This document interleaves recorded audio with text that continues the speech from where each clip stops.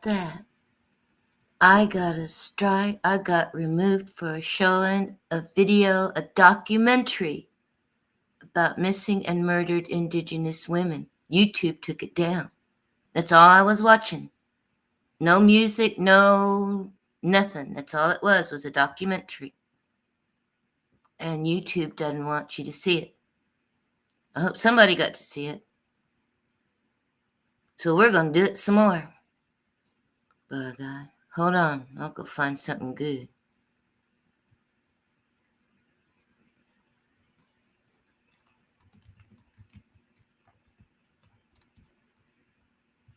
Hold on here.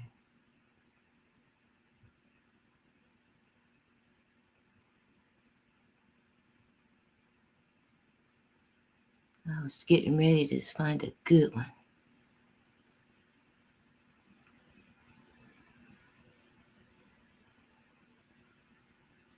Where is it?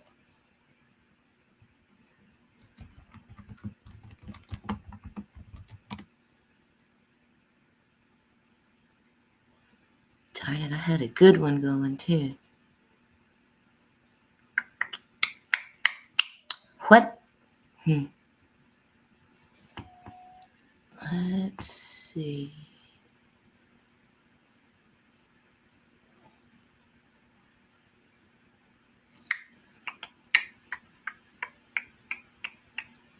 Oh, I can't find it now, of course.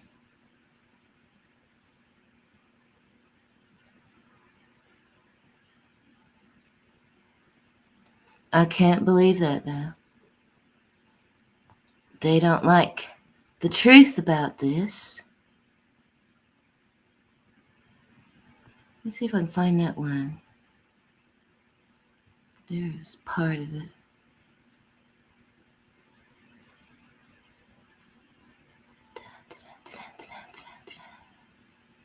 Yeah. Well, you can see that there's plenty of them. I can't find the one that I saw that I was getting ready to show. I'm going to have to take a pew. All right.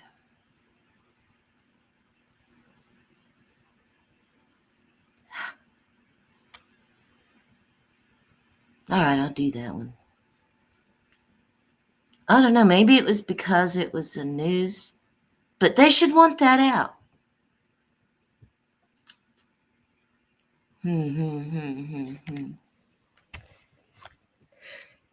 Anyway, something about broken promises? Something like that was the name of it.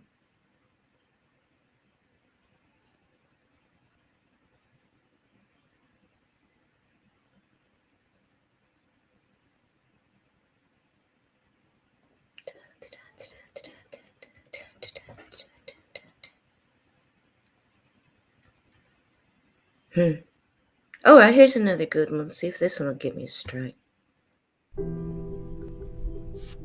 Everyone knows Disney's Pocahontas, a movie that highlights some amazing portrayals of connections to nature, with a strong female protagonist. While inspiring, this was not the case. Pocahontas, also known as Matoaka, in reality was taken from her tribe and held for ransom as a bartering tool by English colonists at just 16 years old. To protect her tribe, she agreed to marry an Englishman as her last effort to keep the peace. She was then stripped of her culture, forced into Christianity, and murdered not long after bearing a child. This disregard for her life can be traced back to the basic prejudice against Indigenous lives, manifesting as a complete disregard for the value of Indigenous lives that the colonizers brought to this land from the beginning. This happened over 400 years ago, yet even now, Indigenous women and girls are still going missing, and not much is being done to stop it. Over 5,500 Indigenous women and girls are missing and murdered in the United States and Canada every year. And more than 84%, 1.5 million Indigenous women experience violence in their lifetimes. because the laws that were set up to govern them reflected those same inhumane attitudes and values which the tribal governments had to abide by. They achieved this by making the tribes both sovereign, meaning they had their own government, and dependent, which means they were also controlled by federal law. Additionally, the U.S. government created barriers preventing justice for crimes committed on tribal land and to tribal citizens, which were hidden in jurisdictions of local, state, federal, and tribal law. Many of these laws are still in use today and directly relate back to what is happening to these women and girls. First, the Major Crimes Act of 1885 mandated that all violent crimes committed on tribal lands were to be prosecuted by the federal government, which means that the U.S. government doesn't need to prioritize the tribes' needs, and that the tribes cannot make decisions without the U.S. government. Then there was Public Law 280 of 1953, which gave partial or total control to the state over tribes within their boundaries. This was a response to the tribes' pleas, but instead of giving control back to the indigenous people, they gave the states control over their judicial and criminal system. It's important to remember that up until this point, the indigenous people didn't have a guaranteed right to vote until the 1970s. They had no say over who was in the government that was controlling them. The third law is the Indian Civil Rights Act of 1968. This law states that Native governments cannot prosecute for more than $5,000 in fines and 1 year of jail time a person of their own tribe, even for a violent crime. They can't prosecute a non-Native person at all. They have to hand the case back to the U.S. government. By comparison, the average prison sentence for rape handed down by state or federal courts ranges from 8 to 13 years. This law was eventually combined with a new law called the Tribal Law and Order Act of 2010, which included 7 improvements to the Indian Civil Rights Act. These improvements finally gave indigenous tribes the ability to prosecute criminals, but only of indigenous descent. These laws still prevented significant consequences for non-Native perpetrators. While these laws allowed prosecution of non-Native suspects, it still had to be done at the state and federal level, and those courts rarely followed through. As a result, these criminals targeted indigenous women living in these areas because they knew they could get away with their crimes in those jurisdictions. Because of strict laws preventing high-stakes consequences to non-Native persons, non-Native perpetrators target indigenous women specifically living in these areas. They know they can get away with their crimes in those jurisdictions. In 2018 alone, the Urban Indian Health Institute reported 5,712 missing indigenous women and girls, with only 116 of them registered in the DOJ database, while the other 5,596 cases were turned into cold cases. The cases that were registered and transferred to state or federal court took years to get any form of justice, with only that 3-year sentence, the same as a petty crime. Everyone deserves the right to safety. The creation of a better, safer environment and livelihood is important. The U.S. needs to start prioritizing the lives of these women. Tribal jurisdictions need full authority and resources in order to protect their people, and the determination of a crime being fully charged and prosecuted should be the same for non-natives on and off of their lands. My mother's child dances in darkness and sings heathen songs by the light of the moon, and watches the stars and renames the planets, and dreams she can reach them with a song and a broom.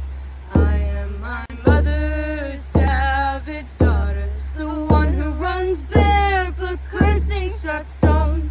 I am my mother's savage daughter. I will not cut my hair, I will not lower my voice. We are all brought forth out of darkness into this world through blood and through pain, and deep in our bones the old songs are waking, so sing them with voices of thunder and rain.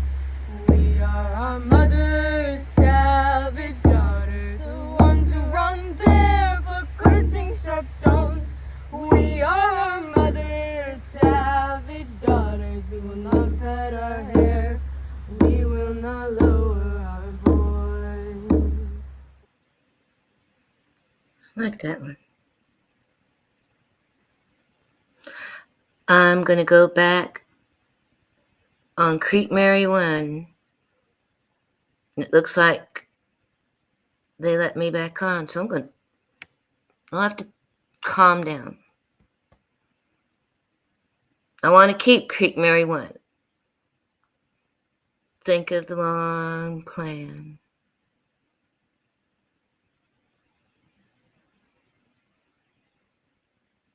Alright, I'll go back to my original plan. If it doesn't get a strike here, then I'll put it on Creek Mary. That was the original plan.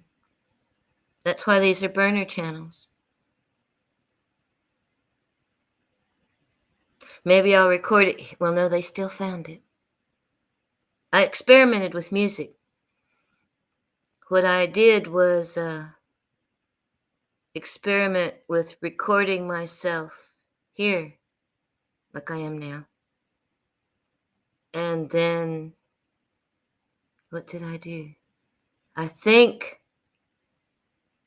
I might have watched myself recording myself live. Yeah. Anyway, I was confusing myself. But YouTube found it still and took strikes over to Creek Mary 1 for playing stuff that I did here that got strikes. So that's going to be my plan for a little bit. I need to not get wound up and lose my main channel. So I'll do that. I'll watch it here.